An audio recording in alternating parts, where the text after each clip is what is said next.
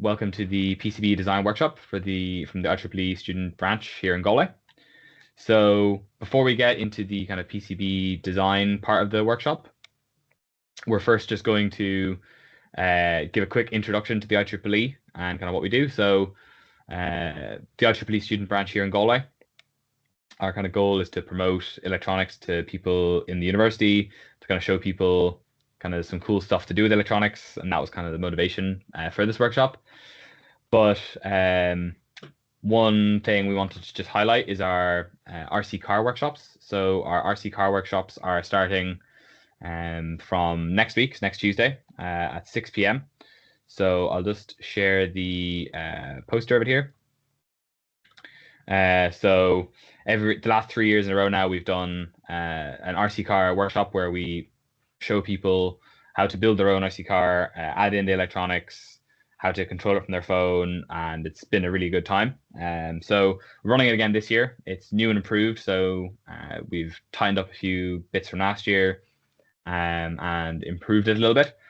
So I'm going to send the link into the chat now for anyone who's interested in joining the workshop, but just thought we wanted to highlight that before we got started. So yeah, just as a reminder, that's on from next Tuesday at 6 p.m. And you have to buy tickets before you go. So that will be at the link that I will share. So we might just get kicked off and get started. So I'll pass it over to Siobhan to introduce what she's working on and what she works on. Okay, so thank you very much, Ethan, and thanks to everybody for attending, and thanks especially to Ethan, Tim, Kevin, Joy, and to Aidan for helping us out with this. So in Mint-Tek, we're based out in Furbo, and what we do is we help people design and build their prototypes. So we work with a lot of pretty large companies. I think I'm sharing, am I? Yeah. We work with a lot of pretty large companies and a lot of pretty small companies, which I'll detail a little bit later. But maybe just to explain for those of you who may not know much or who are only learning about product design at this point, when you're kind of designing a product for manufacture, these are all the entities that you need within that design. And how many of them, why would you need PCB skills was one of my questions I was asking myself for product development. And when I looked into all of these from our experience, pretty much everything except for the software side needs to have some knowledge of PCB design. So the work or the help we're getting today from DesignSpark for an introduction into their PCB design packages is really, really useful if you're interested in product design or indeed working in any form of electronic or hardware manufacturing or any manufacturing. It can be mechanical, medical. There's a PCB in there somewhere. What skills are essential in it, or why why are they essential, is the point. So the PCB is the foundation of the electronics. It supports everything. It's the bridge that goes from your design to your production. It ensures good PCB design is good for signal integrity and reliability. It integrates the electrical and the mechanical. I know a lot of people in the University of Galway choose to do mechanical engineering. It's kind of where the two combine, mechanical and electrical, is in the PCB. It's good for debugging and testing, because the better you design your board, that it's easier to debug and test it, the easier it is to find out what went wrong in your design or indeed in the manufacturing.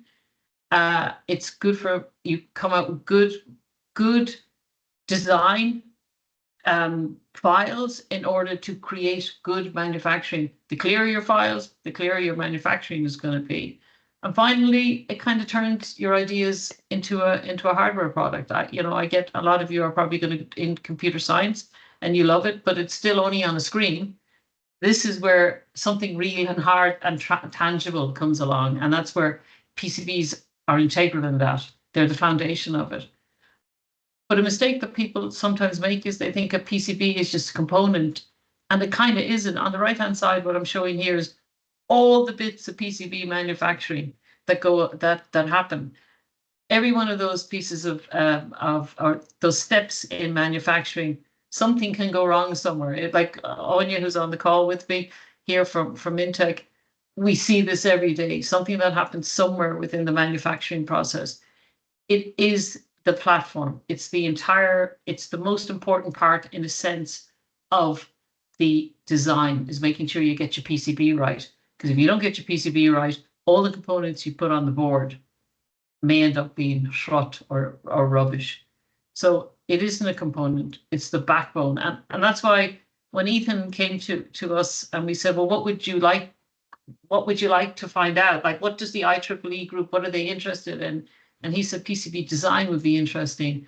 I realized that, it's not just putting a board together and a few components on it. It's actually a big part of all forms of engineering, really, from biomed all the way down to mechanical. And the science that's involved in it. This is just somebody highlighted this to me recently. It's not just electrical, it's chemical, it's physical, it's material science, it's mechanics, and it's engineering. They're all encompassed in this green board that you see every now and again, and that Kevin is going to show you more about how you design it, all encompassed in there. And so the more you understand what a printed circuit board is, regardless of what engineering you decide to do, the better an engineer you're going to be, basically. And maybe eventually you'll work for a company that is one of our customers, and maybe you'll make our lives easier. And that would be kind of cool. A little bit about Mint-Tek. As I said, we design and build prototypes for companies. Some of our customers are on this list, but for those of you that are kind of new to the engineering side, Ireland is a hub of silicon and electronic activity. We have some of the largest semiconductor manufacturers here, but in addition to that, we have a lot of the fabless companies here, like the Qualcomms, the Alteras, who recently spun out of Intel. MACOM is here, AMD, Xilinx are here. Everybody has an entity here of some description. And they're all involved in hardware development and hardware design and research, and indeed just increasing those numbers. They're just some examples of boards that we've designed on the left.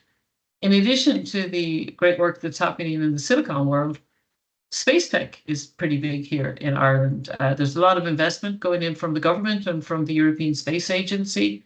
We're on this list. We do some work with Embryonics, who's based in Galway.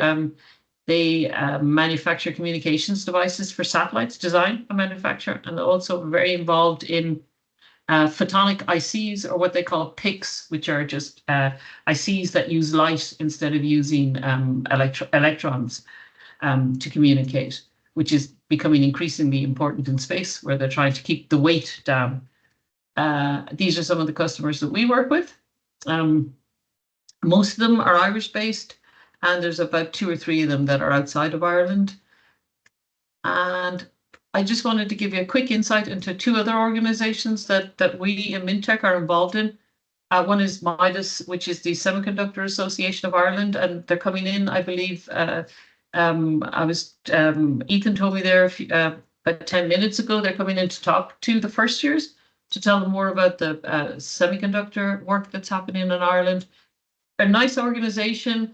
It's a membership organization, but not for students, as far as I know. If anybody wants any more details, feel free to get in touch with them. They're very open to students, but in addition to that, every university in Ireland has representation in the MIDAS group, and we have a skills group that meet often to try and figure out ways of getting more of you young engineers into the semiconductor or microelectronics world. On the left, We United is also Women in Electronics United. It's a group based out of the US, where we're trying to encourage more women to come into our world of hardware, electronics, and semiconductor. They have free membership for students, and where they could be interesting to you guys is they do a lot of internship work and mentoring work. So you go in, you free membership, and then you have access to like a global list of companies from Renesas to Avnet, Arrow, Google, I believe, recently became members of this. So it might be worth taking a look at them.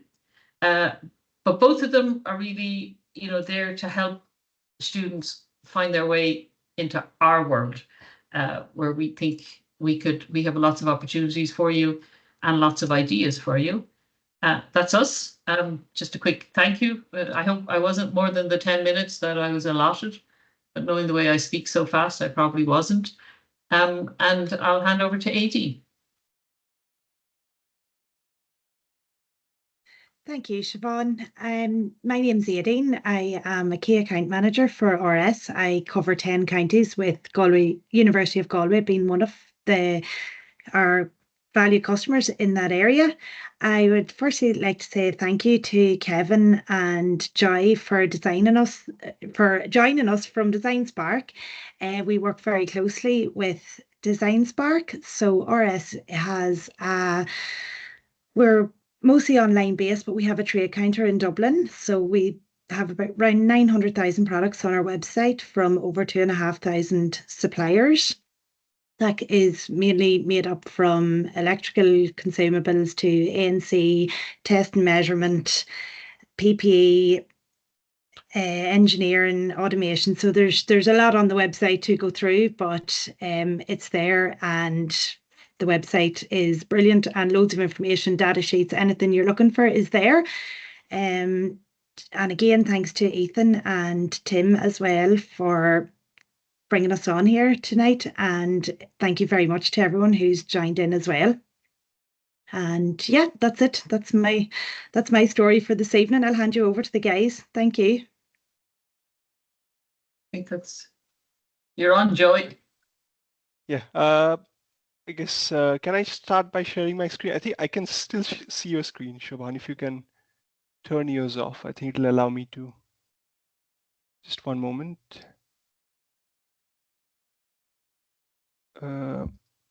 Please let me know if you can see the presentation, the first page. Yeah, that's perfect. Yeah. Okay, that's good. Hi, everyone. So my name is Joy Dipto. As you can see, the name's on there. Joy Dipto, I'm the Software Experience Manager at DesignSpark, and I'm joined by my colleague, Kevin, who comes with deep experience in electronics design from his years of industrial experience and supporting our DesignSpark PCB tool.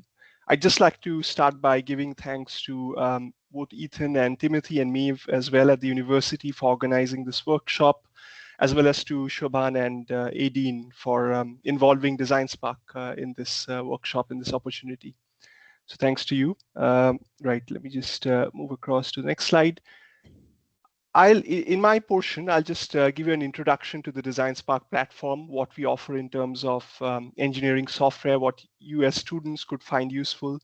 And then I'll pass over to Kevin, my colleague, to demonstrate the DesignSpark PCB tool, which is for circuit design today. So the first slide you can see here. So just a brief note about DesignSpark. So we are a brand of the RS Group, which is headquartered in the UK. It is a global brand, an engineering product distributor. So DesignSpark is an online engineering platform. It offers CAD tools, design tools, associated resources, as well as tech support. So it helps streamline your design process, and it helps innovate and collaborate through collaboration with your fellow users or fellow design engineers. So we were founded back in 2010, and you can find the link here where you can visit our site and find out more about us. So this is just a brief of the subscriptions offer. So we offer a subscriptions offer which starts from a free tier, which students like you can use, makers, people who are just finding out about DesignSpark and trying to discover our platform. And we also have paid options which offer advanced features in our design tools, which are mainly for industrial design engineers to get more productivity out of the tools. So there are 4 main components to the subscription offer. So we've got our design software, one of which we will do the demo for today, which is PCB. We also have one for 3D design, which is mechanical, and one for circuit simulation, which you can do right in your web browser. And we also have skills and learning resources, so tips and tricks, articles, video tutorials, software tutorials, user guides, and so on. We also have 2D and 3D CAD part libraries, which work closely together with our design tools. And we also have a community and support area to back it all up. So forums, FAQs, engineering projects and content directly from our RS suppliers, which are well-known manufacturers in different industries, electronics, electrical, and so on. So these are just the names of our subscription tier. So this is the free tier that you will start off with as a default. So when you register to designspark.com, you will be automatically enrolled into this free Explorer tier. You can get started by using the software. And once you start to use it and you find that, oh, I would like this certain feature to boost my design productivity, then you can consider upgrading. And it is at a very reasonable price, a monthly price, or you can consider subscribing annually as well. So just a few slides, one each for each of our software CAD tools. So the first one here is just a preview of DesignSpark PCB. So what it helps you do is basically sketch an electronic circuit on a drawing sheet or a schematic, and then easily generate a PCB out of it. Then you can make a bill of materials and then order a PCB from someone like Mint-Tek delivered to your doorstep. So some of the key features in the program are you get unlimited schematic sheets, PCB layer count, manufacturing plots and reports, built-in CAD model library, and link to the online extended library as well. And there's a variety of other features that are listed here. I won't go through each one of them, but Kevin will take the time to go through a few of these today to give you an introduction to this tool. And then, as I mentioned before, we have a circuit simulation program. So it does part of what DesignSpark PCB does as a desktop program, but in the circuit simulator is entirely based in your web browser. So you can work on it from your iPad, on your tablet, on your computer, from anywhere really. So you start off by sketching a very basic schematic, dragging and dropping component blocks, connecting them, and then powering them up by supplying a certain amount of current and seeing how they perform. So it's basically like a digital lab at your fingertips. And yeah, here are just some of the key features of this program. So unlimited designs, again, public designs, allows you to do analog, digital, mixed signal designs. There are access to partner-provided SPICE and VHDL models, which you can drag and drop into your schematic. Also allows closed groups for collaboration, and some of these features also for our subscribers. And then we have our mechanical tool, which is a 3D design tool.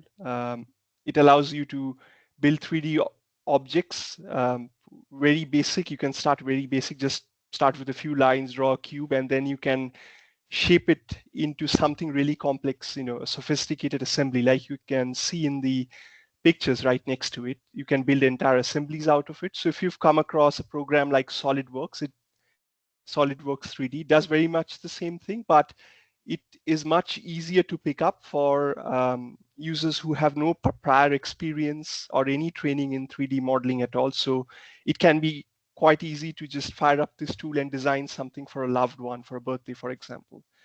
But even engineers can build really sophisticated models, as you can see here, the examples. And yeah, just a few key features mentioned.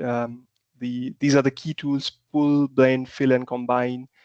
The measure and quality tools. We've got a CAD library where you can drag and drop ready-made parts into your design, and detailing options. So some of these features are mainly relevant to professional design engineers, which they can benefit from in our subscription tiers. This is a desktop program, so Windows program. Both mechanical and PCB are Windows desktop programs. So I'll now pass it on to Kevin. So without any further ado, to just give you a demo of our PCB tool. Over to you then, Kevin. Sorry, I can't see myself on the screen. Okay. Hi there. I'd just like to introduce DesignSpark PCB. As Joyce said, DesignSpark PCB started in 2010. I started using it in my own company in about 2011 or 2012, as I was looking for a low cost, and free was great, solution to designing relatively simple designs. DesignSpark PCB has grown. We're now on version 13, and it gets better all the time. The key thing is even Explorer, which is the free version, covers all the essentials for designing a PCB. It's used by makers, as Joyce said, but it's also used by small businesses and large organizations, the free version, because they find it so much easier to use and intuitive compared to some of the high-end CAD programs. So they'll often do their prototypes in DesignSpark PCB and then move on to something more advanced when they're possibly getting down to the finer details. That really highlights its major advantage. The program is intuitive to use. Okay, every program's got a learning curve, but the nice thing is that especially for makers, you can actually design a PCB, go away, write your software, you can develop your product, and then 6 months later come back to DesignSpark PCB, and there's not a steep learning curve. It's really nice to use. Right, I'll now show you DesignSpark PCB.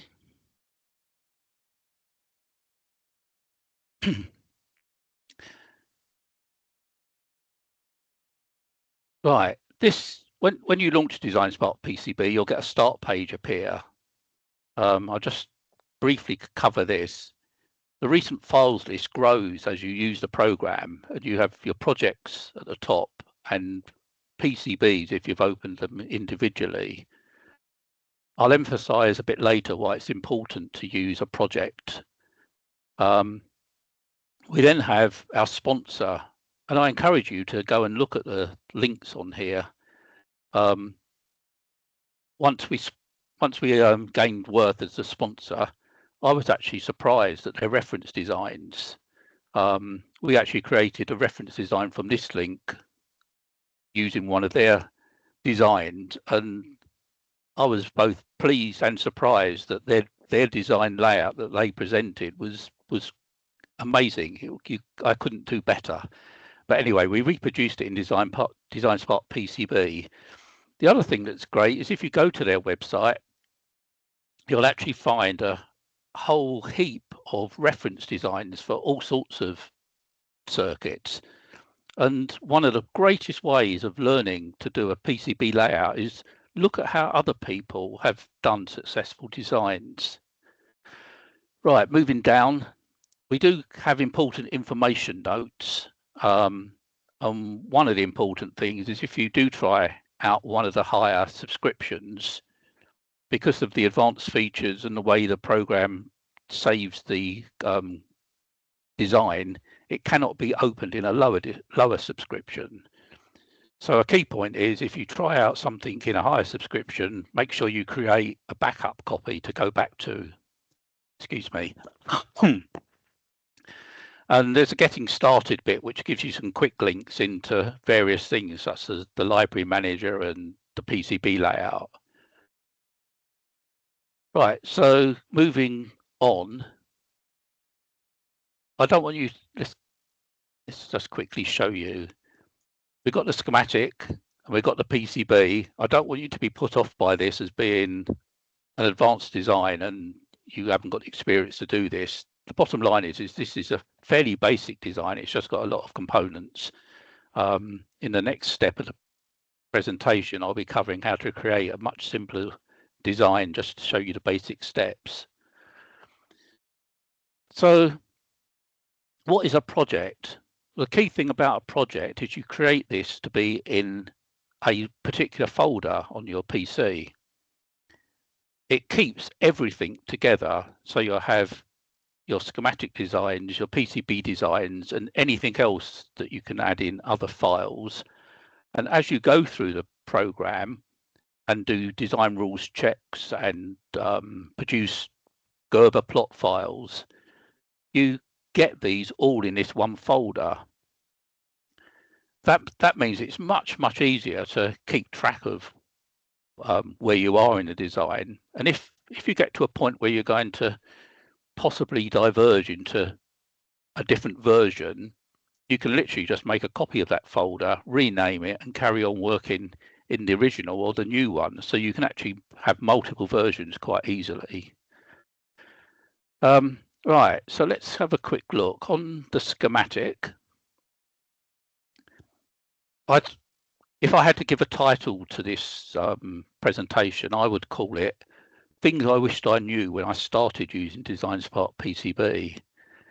So I'm just going to talk through some of the basics. You can actually zoom in, zoom out, and you can zoom to quite high levels. That's not the full range, and that's with the mouse scroll wheel.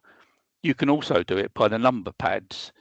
So if I put my mouse over this point here and press 1, you can't see anything. That's 4. So we've got huge zoom ranges. We've also got zoom all, and that gives you your complete design. So you can literally decide, I want to look at this area of the circuit, mouse over, move the scroll wheel, and you can zoom in.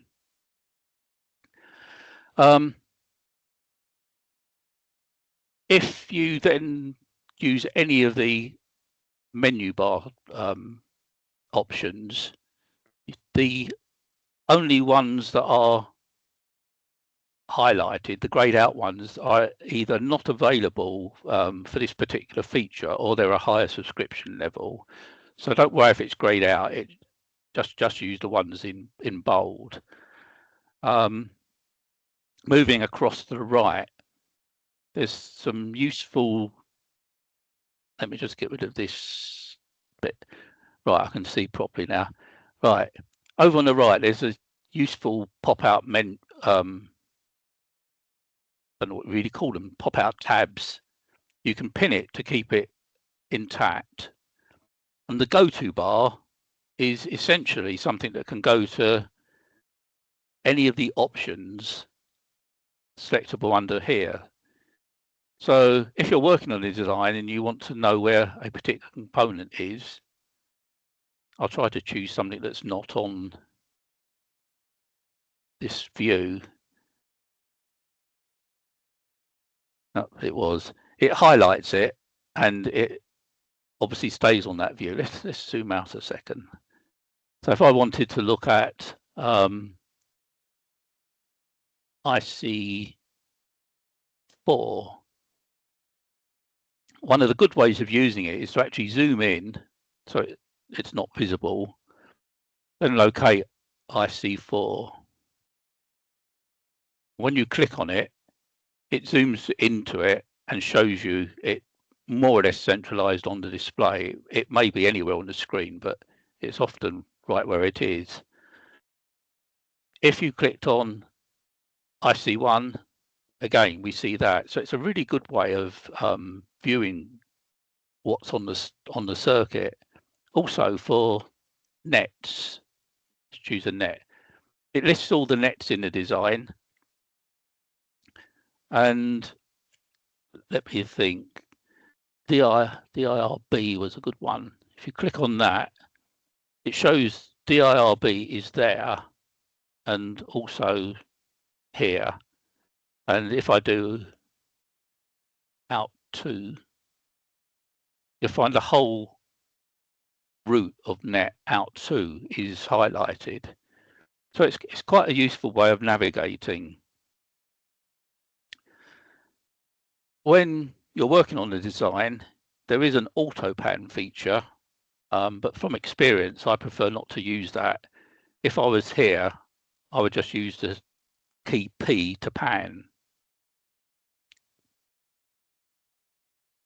So you can move around the screen wherever you want. Auto pan can be annoying when you accidentally move your mouse to the edge. Some people like it. I personally don't. Right, moving on. I mentioned the shortcut key. We've got quite a comprehensive help option. So we've got the normal help menus. And if you're in the middle of trying to do a particular function, just press F1, and like many programs, you'll get the help for that specific option. We've also got online manuals. The user guides are very good, and update notes, if you've used a program before, are very useful to show the new features rather than trying to work out what in the user guide was new. But the thing I wanted to show you was shortcut keys. You can actually sort by command or sort by key. You can sort by the current document type. So we're in a schematic and it will show you that. Or you can have a complete list of PCB and schematics. And the nice thing about that is that if you click on the link, it will open in Notepad. You can print out Notepad, you can highlight some of the more useful keys, and you can quickly learn how to rapidly get around the design. You can even just leave Notepad open, and the advantage there is you can just toggle to it. So I'm sharing DesignSpark P, and I'm not sure DesignSpark PCB, and I'm not sure if the shortcut report has appeared, but it is on my screen, and I'll leave it for you to actually investigate that. Right, back to the design. As I say, there's quite a lot under help. We have links to the tutorials on the DesignSpark PCB website, and there's other things like inspiration where we have reference designs. You can manually check for updates, and you can configure it with this link. So that closes everything I wanted to discuss about the schematic at this stage. As I say, we'll start our own project shortly. On the PCB, we've got the same help options and everything else available. We've also got options, and you can pin these open, so you can actually decide what you want in your view, so you can unclutter it.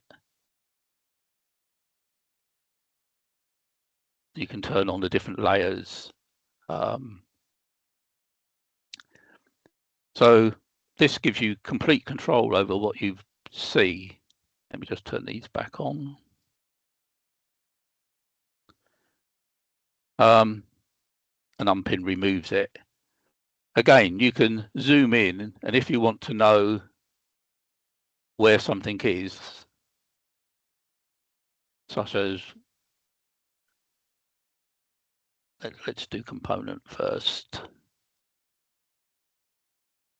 So you want to look at what's around IC1.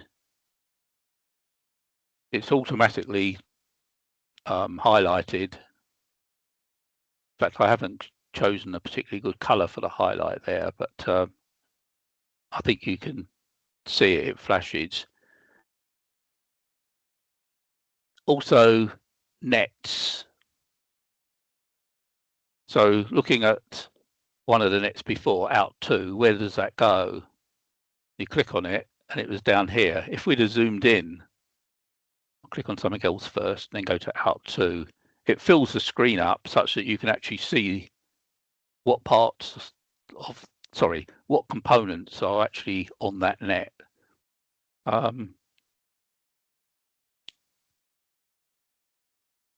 So it's quick to get around. Right, now let's close this. So if I actually click close the project, it gives you a message that it will close all the associated files.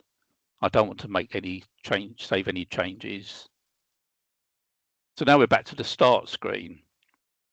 So this is where it gets interesting, and I'll just show you something very, very simple. So to start a project, File, New, choose Project, and literally just click OK.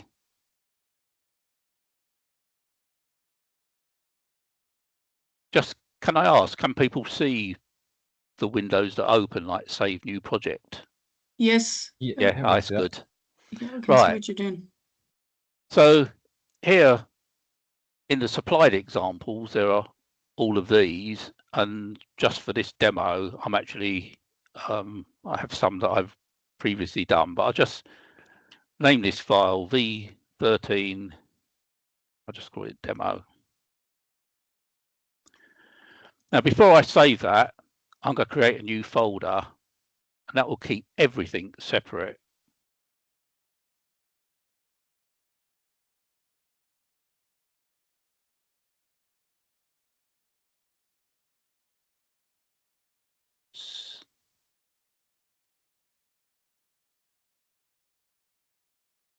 Right, now click Save.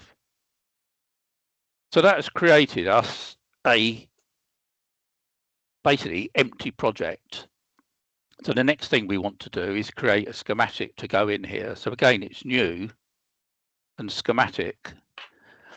Now here you get a choice of a white background or black background. I prefer the white background simply because the color range is clearer. Now, just while we're here, I'll mention a technology file. The technology file is actually the settings that are going to be used for that white sheet. So it will include things such as the grid, the snap to grid setting. It includes things such as net line widths. It'll also include things like the pad or pin styles that were going to be used.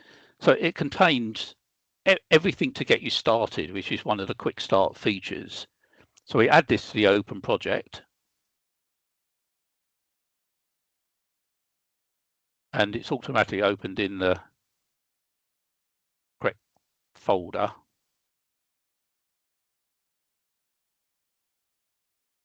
And now we're ready to start. So where do I get my components? I'll now show you basically the libraries or library manager. When you install DesignSpark PCB, you'll have a user library. You'll also have a default library and you'll have a downloaded library. The downloaded library is actually used by the creator and engineer subscriptions, and it's where an integrated Snap Magic downloader downloads its files. So the common thing is people start and they find that they haven't got any components because the user components are things you create. But we do have default to start with. However, this library called Pickaxe contains a lot of useful components that makers in particular will use. So simply selecting that, enabling it. Let me just check. Anything in bold is enabled. So if we click down here, it will show that it's enabled. And the extensions on the end, CML is for the component library. PSL is basically the footprint or PCB library. And SSL is the schematic symbol library. So as long as these are bold, then you're ready to go. So we can apply that. You can actually go to, say, the Components tab. You can choose a library. So here is DesignSpark. Click on something, and with preview on, you'll get the basic views of the schematic symbol and the PCB footprint. There aren't many components in here, but they are useful. If I go to the Pickaxe components, you'll find much more. So there's things like power jacks, stereo jacks, that's a 9-way serial connector, various batteries, capacitors. So we've got quite a range of components to start with. A bit later on the second demo, I'll talk about library loader and the other online resources you've got. Now, I'm not going to go into detail of this because it almost takes too long, but we've also got a wizard. Now, the wizard is basically a set of steps you have to go, and you can actually go through and create a new component. So you can have a normal component, PCB only component, or schematic component. So a schematic component might be something like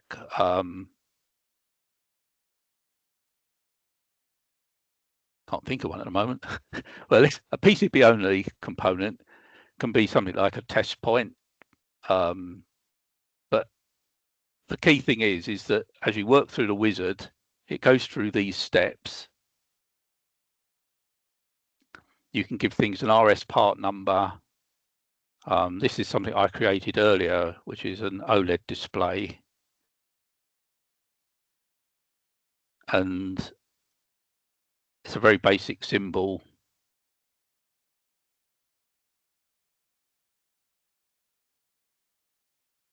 I won't create the PCB footprint, but essentially you go through all the steps and you end up with a component that's in your library. Right, now let's move on to the good bit. Let's add some components.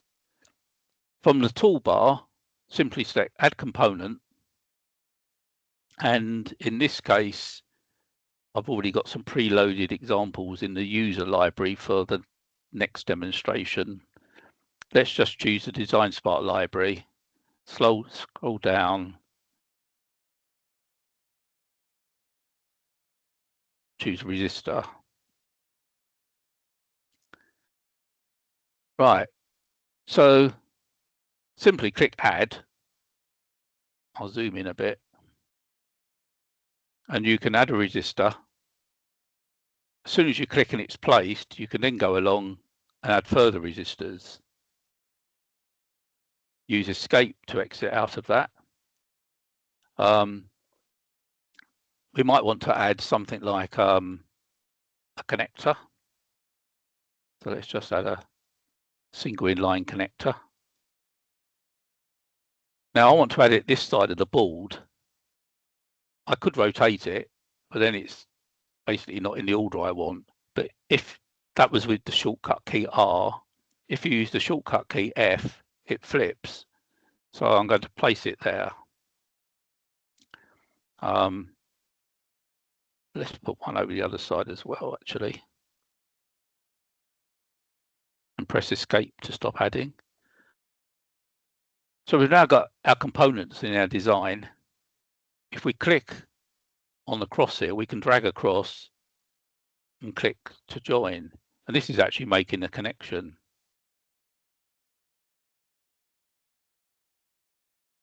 They're very simple.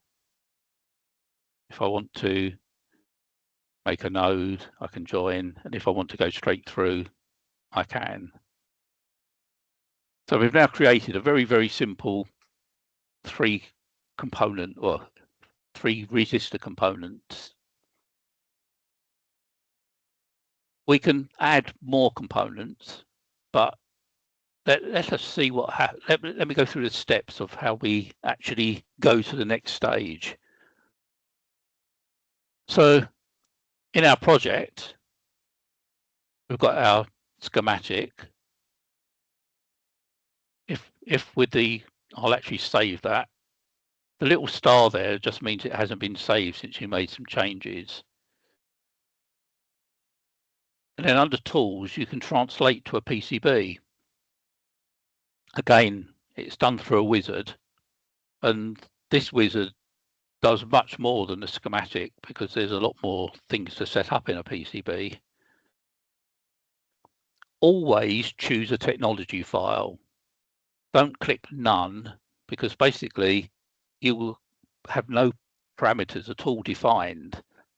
You would only use that if you were an expert and had something that needed some special configuration. So here we can choose how many layers the board has. The standard double-sided is probably what you'll always be using. 4-layer you may use if you want power planes. But let's just go for the standard double-sided. And this is actually in thou. If you wanted millimeters, you choose the metric. You just have to click next if you want to use the layers that are already predefined, and I'll do that. Or just while we're here, if you actually wanted to define a layer, you can actually put, say, a solder mask on the top side. We don't actually need a paste mask, so we can turn those off.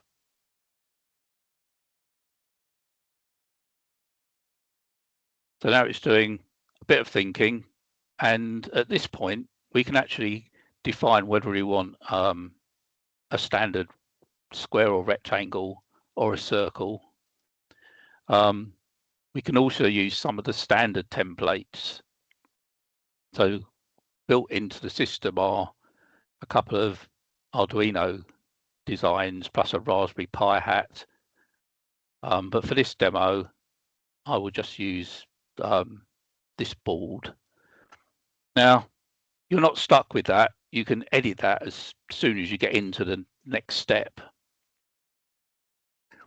I'm going to have the components outside the board, and you can automatically accept the name it's given and add it to the current project.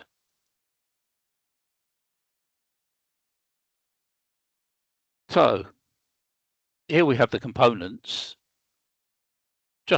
If you just click, you can see I've highlighted a pad. If you shift click, you can highlight the whole component and move it down and place it anywhere you want on the board according to the grid settings.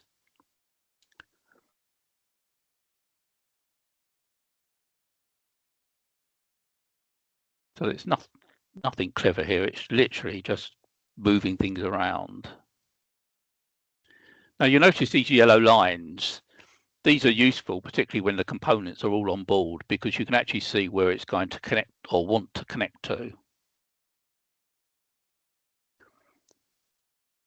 So if you'd loaded a component, and I'll just rotate it, and it was like this, you can actually say, oh, I can optimize that. I'll actually have it that way round. So here we are with our components placed.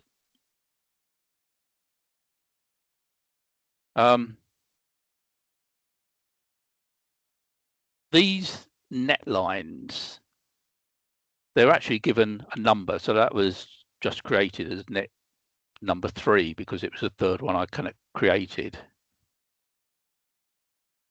They're also named, and you can actually change the net names to match something that was relevant. So this might be called V in or something, but for now I'll just leave things as they are.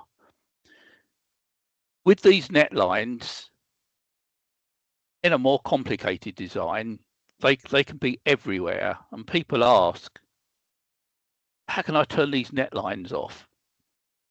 Well, you can in a colors menu, which I can quickly bring up. And go to settings and highlights.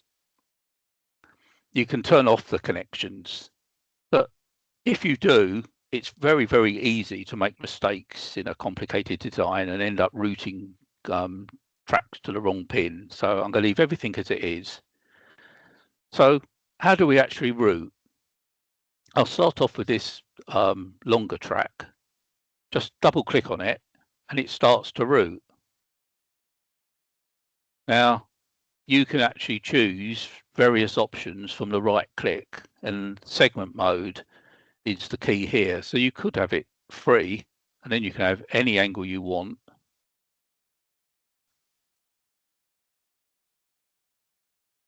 Fillet is useful in some circumstances, but the main one that most people use is miter. It actually gives you quite a lot of flexibility for changing direction, and you just click to place. Now, if you were to meet an obstruction, you'd want it to go onto the other layer. So if you press the shortcut key L, it will pop up a little box and it says what your old layer or current layer is, and it automatically is selecting bottom copper. Now that works particularly well on a 2-layer board. So just press enter, it'll put a via in, and you're now routing on the other layer. So you can route exactly as you want. And when you get to the target, right, I'll just mention another thing.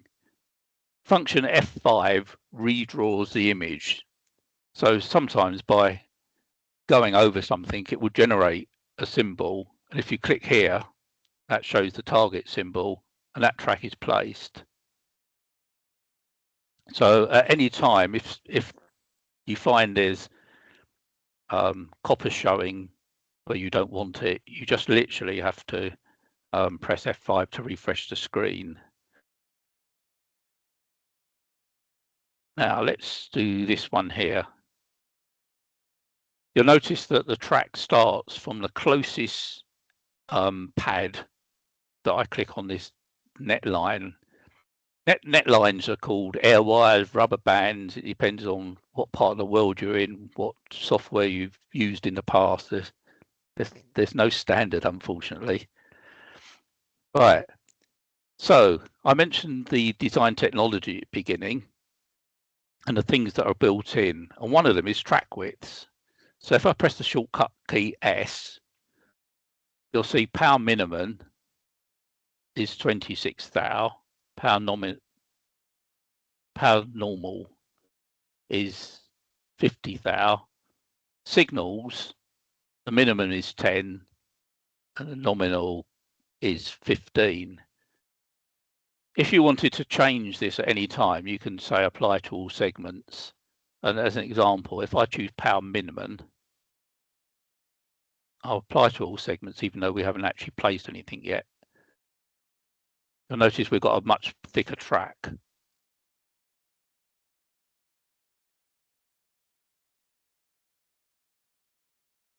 So a bit later on in your design, you might say, oh, this is a higher current track. I know it isn't in this case. You can actually do shift click, style, and choose, so we were on power minimum. This will be pretty huge, but it shows the effect. So essentially, it's very, very quick to wire up, and I'll intentionally miss this track out. In a complicated design, you may not notice. You can change the colors of all these settings. Right. So you now think your board is ready.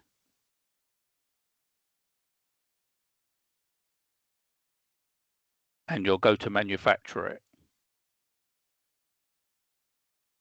So, sorry, output, manufacturing plots. You could go directly here, but a key step to do is the design rules check.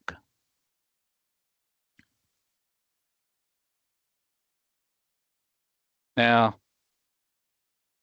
here we've got all these in the left-hand side selected. You can start adding additional checks once you've got these basics. So let me do a check. And it's come up with gap in net 001. And that's the only error it's found. But the nice thing is it's actually identified it now.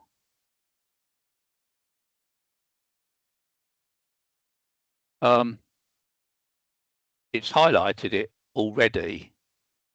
But if this was a complicated design, you might have multiple errors.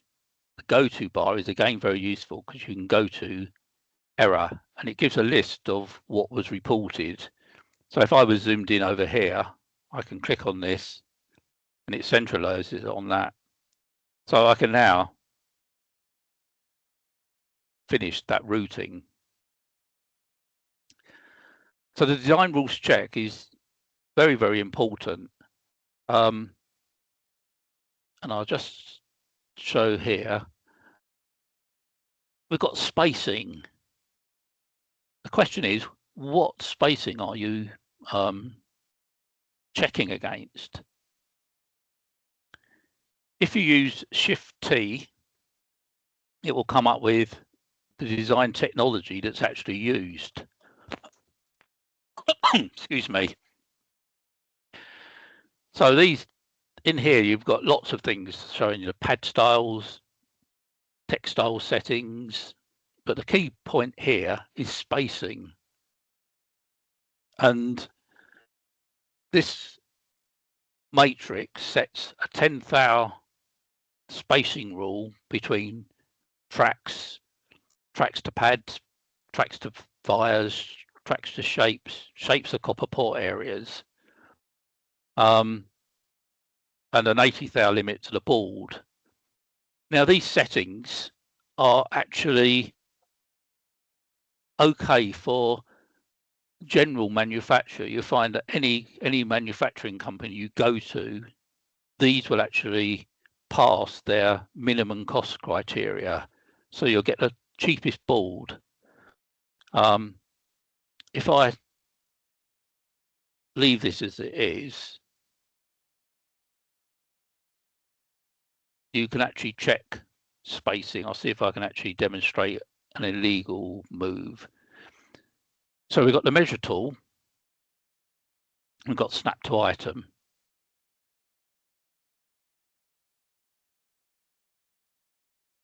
And that shows the shortest distance, or sorry, the distance between these is 300 thou, and the gap to the edge is 274 because of the diameter of the pad.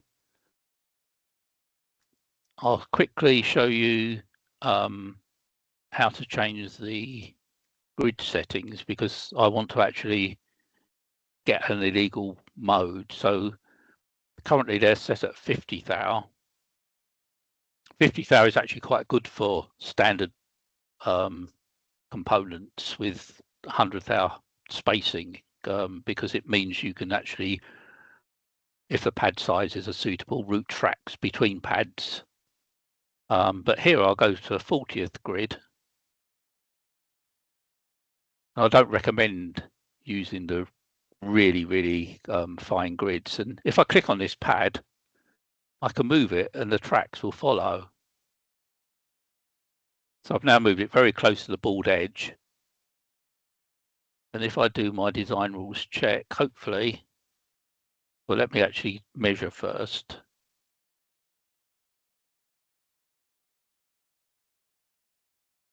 So it's instantly showing that it's less than the 10 required. So you can actually tell that it's not correct. But if I run the design rules check,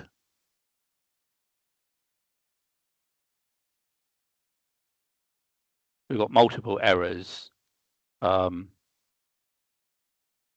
because obviously the pads and the tracks are on the top and bottom copper, and we've got a via. They're all breaking the rules.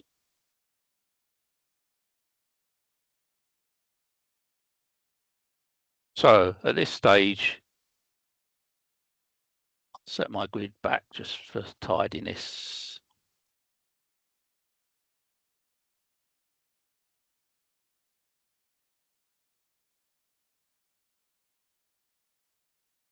And another valuable thing that I could have shown there is undo. You can set the number of undo you can set the number of undo levels in settings, and you can do undo, redo. So if you make a mistake, you don't have to correct it. You can just go back a few steps. And I'll get rid of the errors because this is a common thing. How do I get rid of my errors? Delete the errors, and you just get a warning that they will disappear. So we're happy with that. So now let's quickly show the manufacturing outputs. Sorry, wrong one. A key thing about manufacturing a PCB is it's actually a 2D process, and things are all done in stages, and each of these is a separate plot. So the top silk screen will go through a separate process, and Siobhan will probably tell you it's probably the very last step in the manufacturing because all the PCB has to have its solder mask and copper and everything else finished.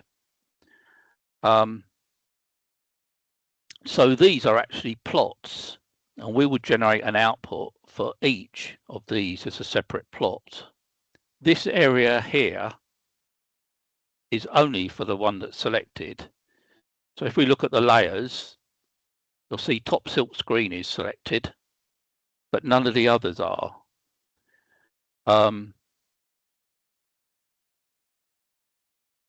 you won't normally have to worry about any of these.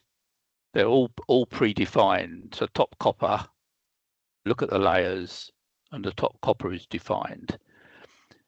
Now, there isn't a board outline. Now, on our website, we show you how to create a new plot called board outline.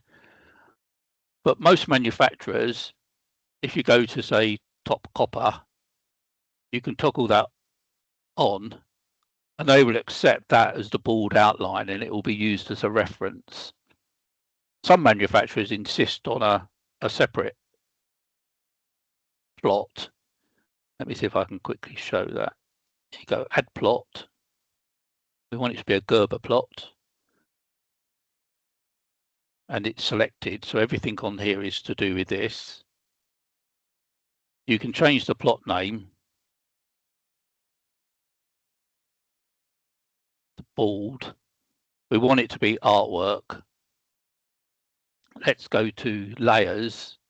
We toggle this to yes. Everything else will be as required. And we're essentially ready to go. Having said that, let's look at the options.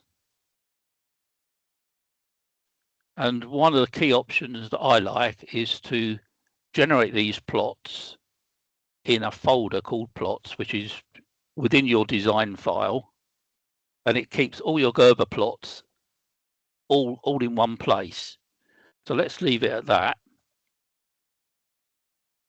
And that's the other thing about DesignSpark PCB. If you were to change something, it remembers what you changed it to. So if you were to choose same folder design, the next time you run the manufacturing outputs, it will preload that. So you can get sort of continuity without having to revisit it. So I click run. And then you get a plot report. It gives date, time, where it's actually got the project from, the PCB from. Sorry to interrupt, Kevin, but at least I can't see the report itself. You can see your mouse pointer moving, but not the report itself.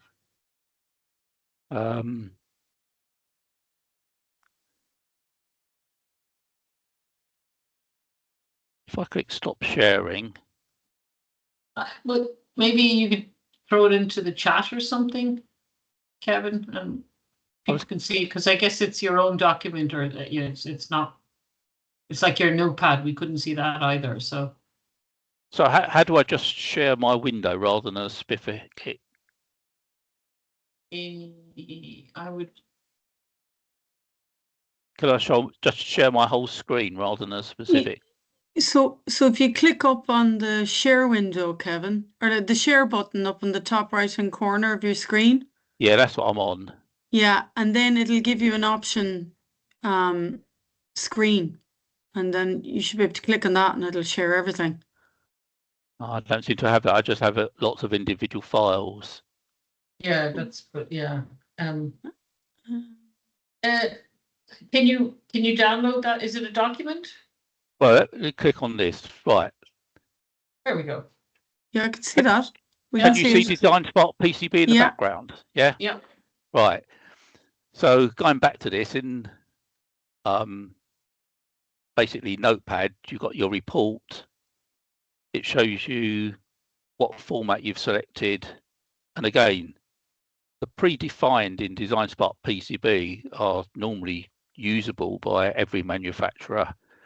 There's your drill format, which isn't Gerber, it's the Excelon format.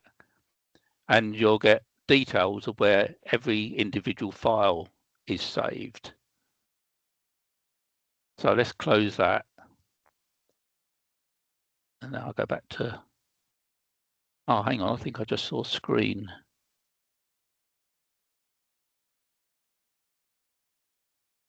Can you see DesignSpark PCB now? Yes. Yeah, we can see your whole screen there now. All right. Hopefully that will actually show everything. Right. So if I were to open the File Explorer,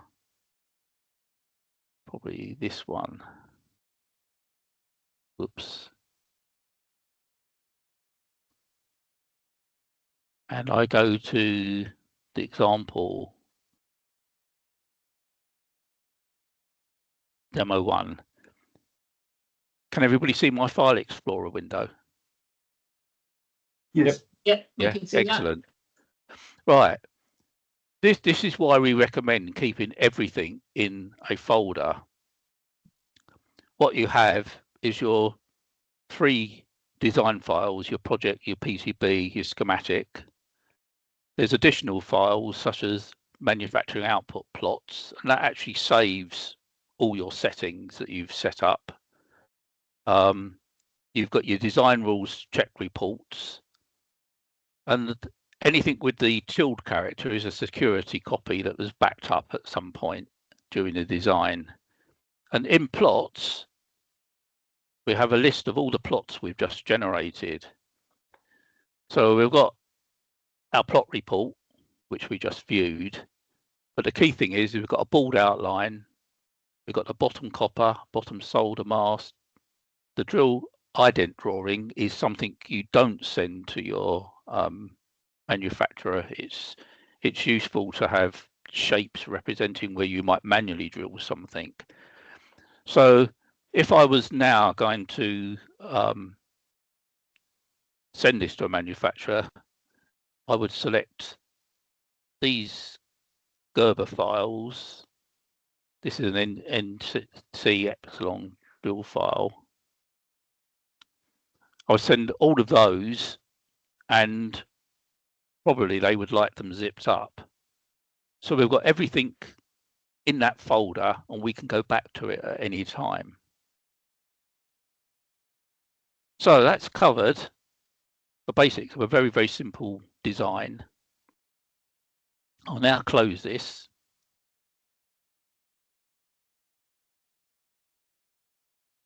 Just save them.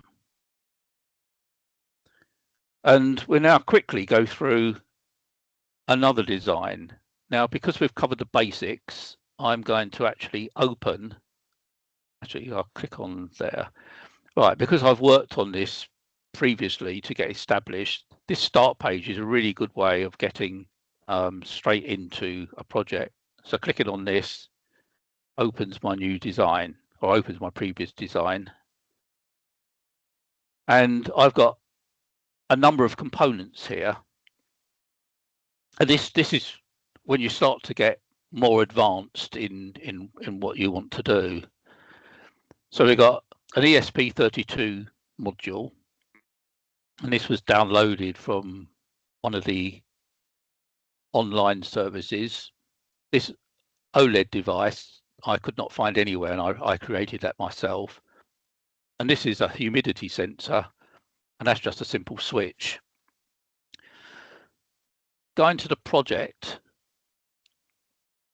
other files, you can actually save this. This is a PDF image of the pinouts. So you've got some useful references.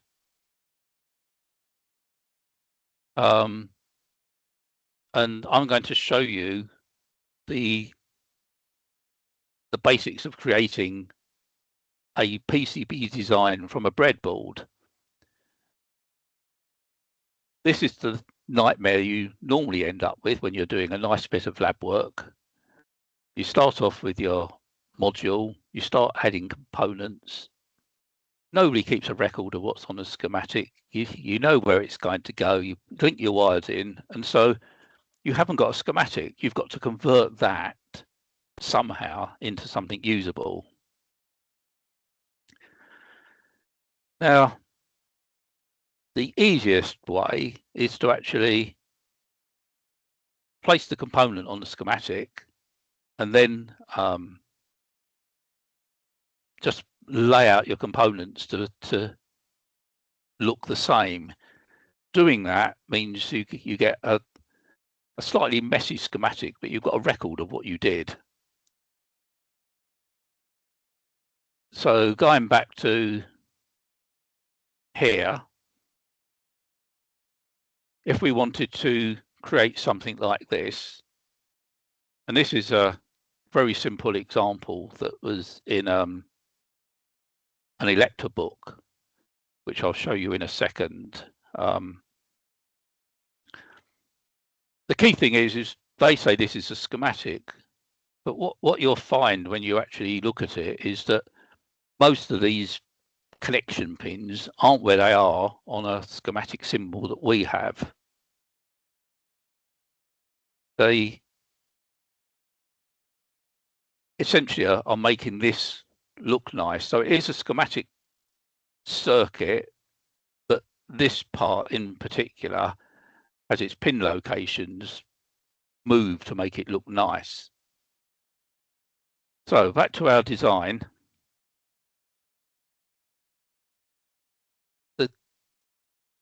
Before moving on, let me just quickly show you. So I've added these, and these could be data sheets, they can be anything. So to add something, go to project, add new files to project. And at this stage, it doesn't know whether you want to add a schematic, a PCB, and so that's all it shows. But if you go to all files, and I'll actually go to my downloads folder.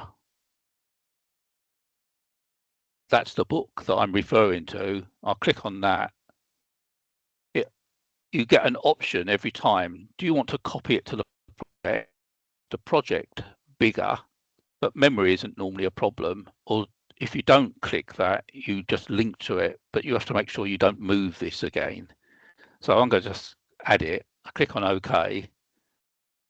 And it's added to our list, and there it is.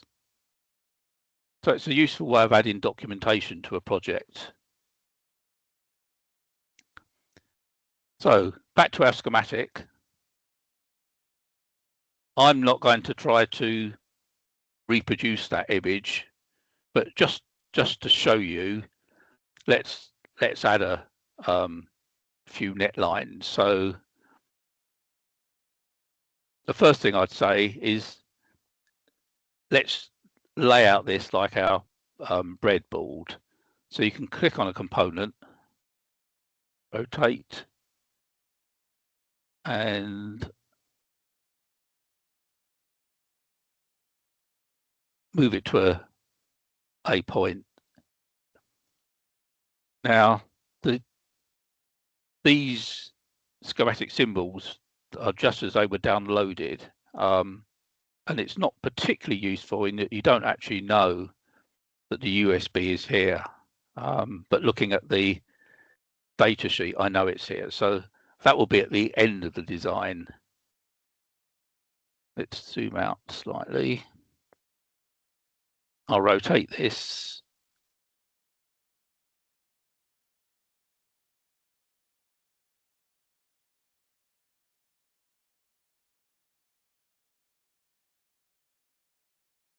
Let's put that down here. And I'll move this switch over to the right. Let's put it just there.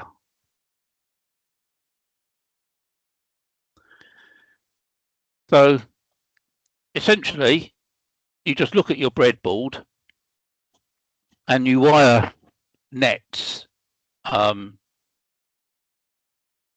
the various points. So in this case, I'm going to wire a net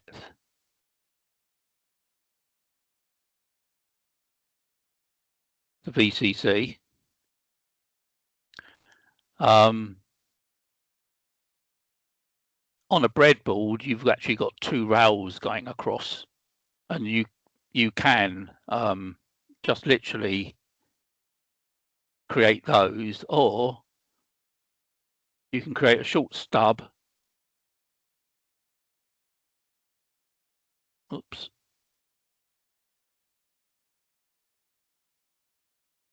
And here we can actually decide we want to change the net.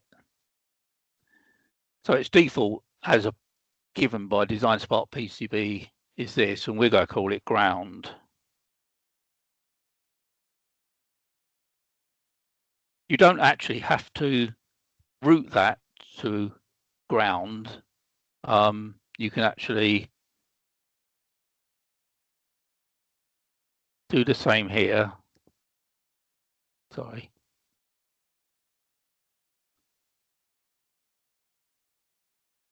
And I can choose ground. And those points are actually connected. If you want to, and this is where a schematic only symbol comes in, you can go to O-volts and place that somewhere. I'll place another one down here. There's probably some more grounds.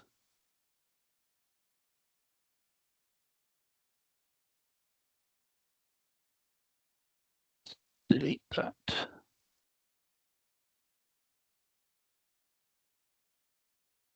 Oops.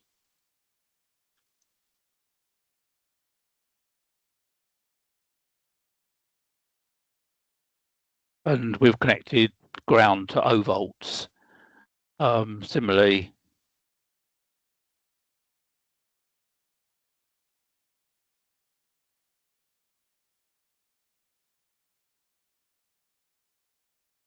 so you've got many ways of actually interconnecting parts. You don't literally have to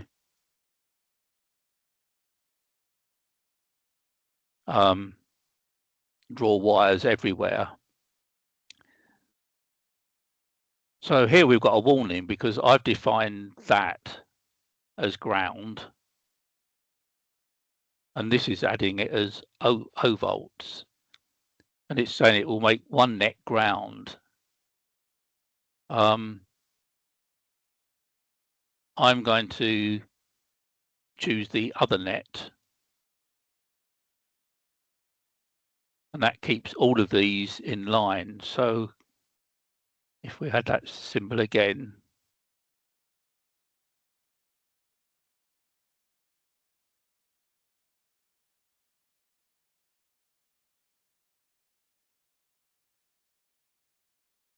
we've now got those connected.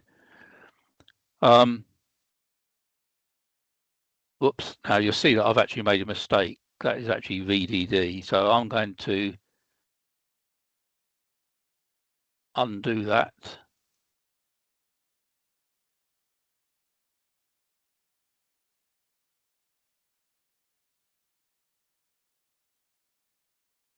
Oops. It's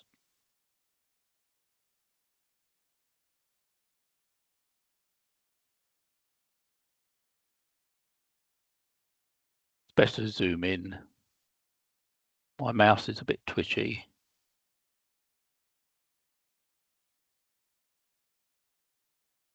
And you can go through your design, literally just add in all the connections. As I say, I'm not going to add real connections because I haven't got a breadboard or the image in front of me.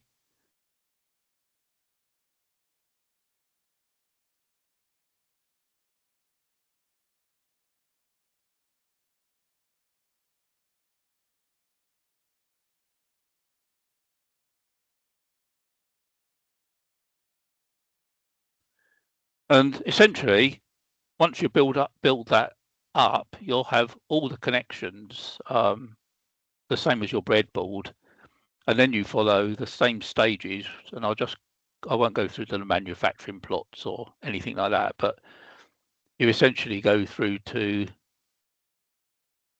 hang on a second. All right, now we haven't got a PCB, so we have to do a translate to PCB. Once the PCB exists, if you make any changes, use forward design changes. So translate to PCB.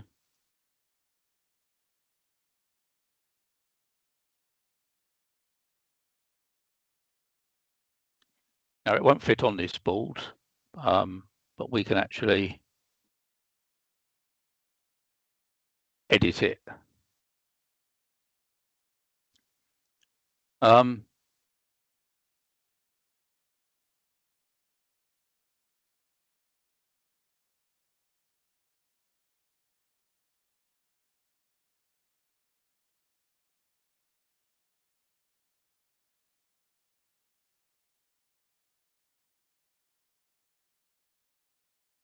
And you will just literally route things around. Now, I haven't got air wires showing because I haven't actually done the tracks in the schematic. You can go back to your schematic, add more nets, and then forward the design changes. So add it in. Right, so basically, just to clarify this, you drag the net off the pin, and then when you want to change direction, you release the mouse, and that sets a point. Then click to place it, move it along, and let's take it to there.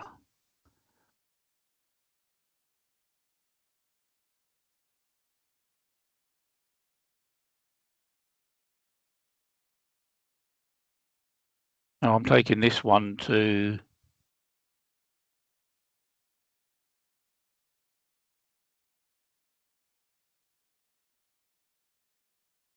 one of these pins was a 3-volt pin.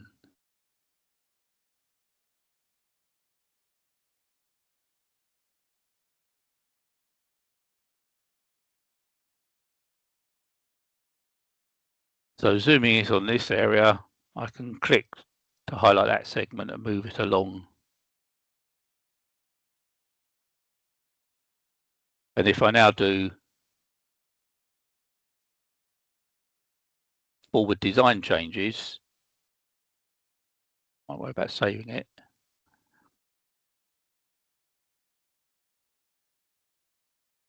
You'll see more nets have appeared.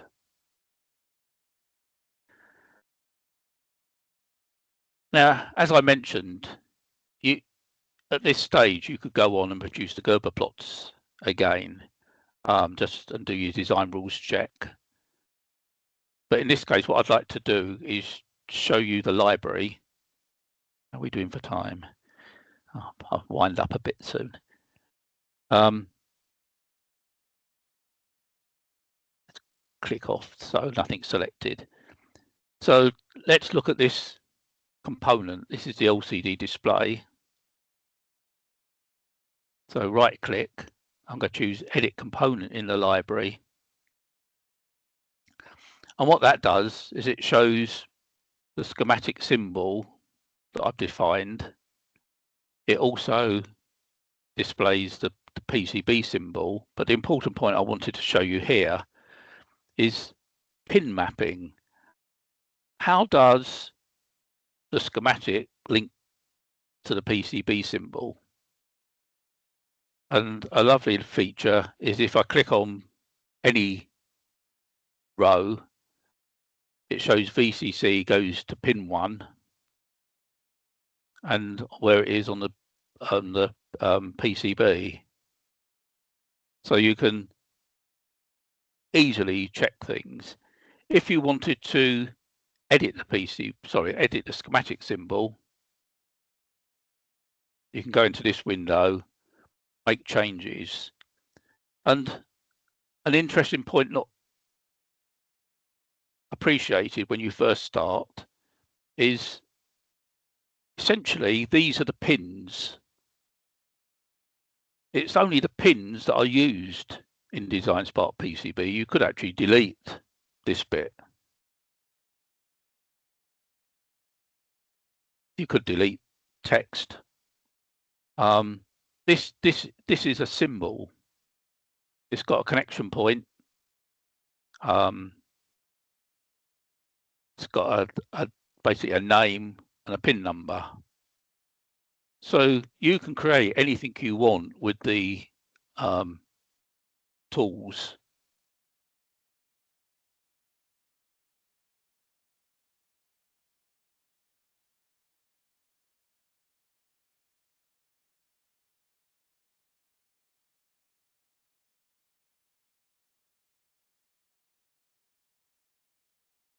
And that would be your symbol. So you can be really flexible. So essentially a schematic symbol is the pins plus the sort of visual image what you want. If I now move on slightly. What I want to show, so I'll reduce this.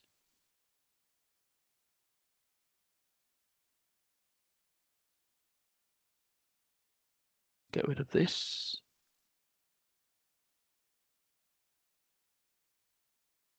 The online libraries are quite good. You can get quite a lot of different components from them. Not everything, as I mentioned. And Library Loader is the, if you like, the go-to tool for getting things from Semaxis. So if I want to do a search for a part, it's opened it up here. And let's use this Phoenix part number. So I'll copy that.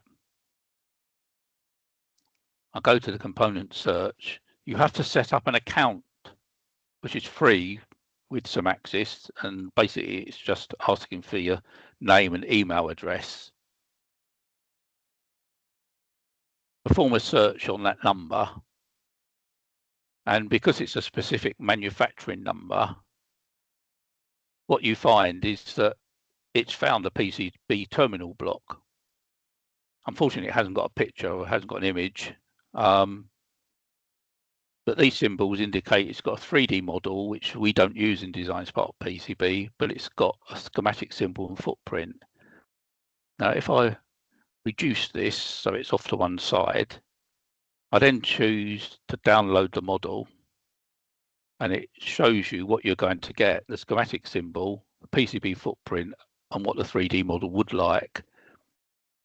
If I click on this to actually download it, what happens is it downloads it to DesignSpark PCB and puts it in the library. And as soon as I move on to the schematic, there is my component, and I can have multiples of them. So you can go back and do further searches, and each time you click on the download, it will load it into the library. So let's go back to here just to show. I want to do forward design changes.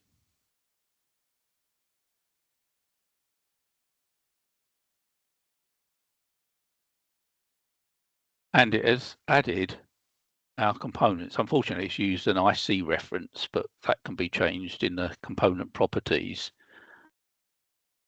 So Library Loader, provided it has got the part, and it's always worth searching on the manufacturer part number, is really very powerful. You can,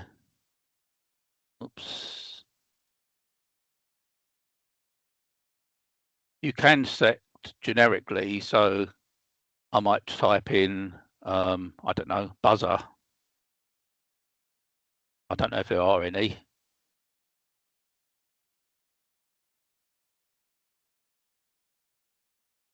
And for example, it's got this piezo buzzer, and it's got a model available.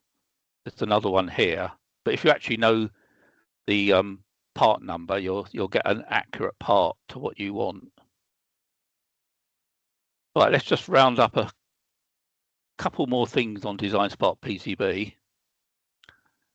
This is probably a mess to show, so I'll actually go back to the other one, but we've also got a 3D view, and this is OpenGL. And because I haven't put these parts on the board, we're not getting a very good model. So let's close that, and I'll show a much better one.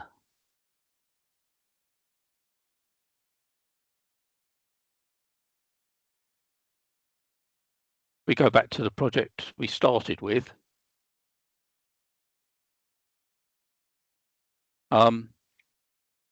We now go to 3D view.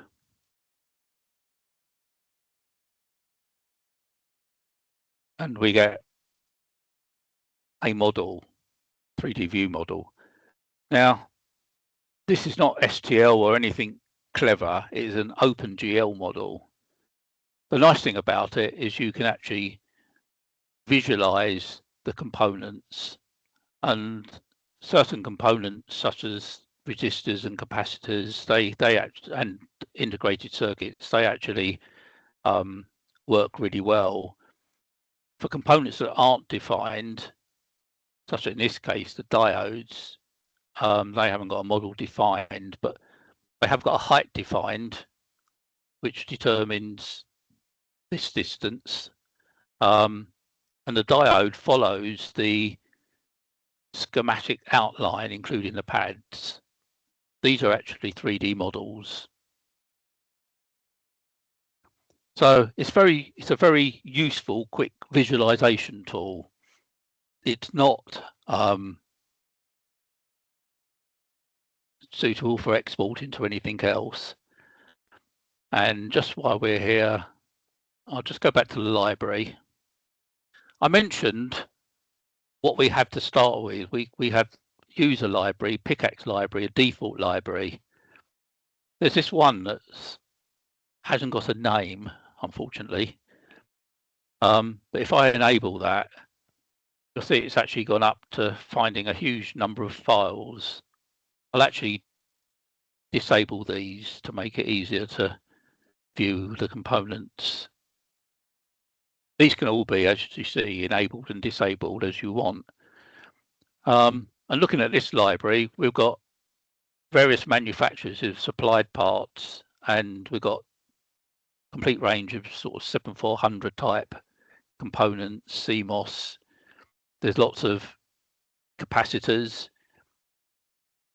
As you scroll down, you'll also find some libraries that are PSL, and they haven't actually got a component library that's necessarily associated with them.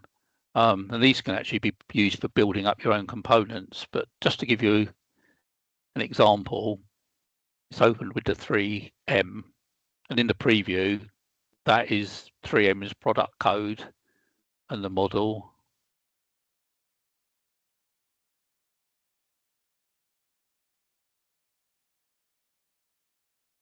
This is a 8-bit AVR, so it shows you the symbol, the footprint, and there is quite a range in here, as you can see.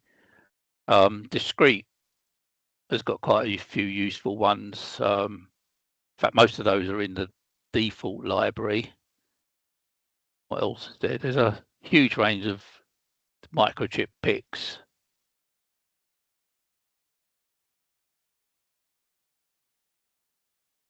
So although not much is enabled to start with, there is quite a range that you can actually select from. Some of these are probably quite old components now, but the symbol can be used again just by changing these values. Right, I think that rounds up all the key points I wanted to make. I hope that was of interest. Thanks, Kevin. That was actually that was really interesting. It definitely seems like a really kind of it seems pretty intuitive. A lot of what you were saying there, like it's quite an intuitive piece of software. It really is. I used a couple of other packages before I tried DesignSpark PCB, and I won't mention their names because there's people that love these other packages. But in my original business, I was the designer, the software writer. I was doing the mechanical construction, the testing, and delivery of the final product. And so when I went back to start on another project, I found the software much harder to remember what I'd done. Whereas DesignSpark PCB, I always found that I could go straight in and use it. Yeah, it definitely seems like that. Yeah, there's many more articles and videos that go into depth. That was just a fleeting overview. There are a lot more things you can do. I didn't cover copper pores because I thought that was going to encroach too much on the time. But yeah, I shared the link when we sent out the link to the meeting. I shared the link to the DesignSpark tutorials and stuff. So I'm sure anyone who's here will have that and can kind of work through it themselves. what I'll do here is I'll stop the recording now, and then